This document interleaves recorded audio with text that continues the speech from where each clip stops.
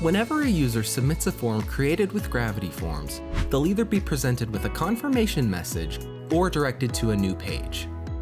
In this video, we'll show you how to change the default confirmation message or create your own.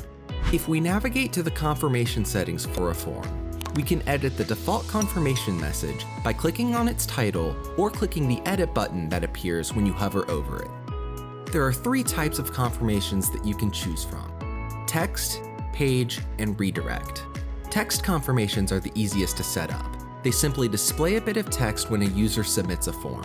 You can use the text editor to customize and format the confirmation message that the user will see when they submit the form. You can even add an image or video by selecting the Add Media button. The page confirmation type lets you redirect the user to a different page after they submit the form. The drop-down box lets you set the page that you would like the user to be redirected to. You can also choose to redirect the user using query strings, which allow you to send data that was entered on the form to the redirected page. For example, you could change some of the content on the landing page based on the user's responses to the form. If you would like to redirect the user to a third-party or external site after they submit the form, you can use the redirect option. You can set the URL that you would like to redirect the user to by entering it into the redirect URL field.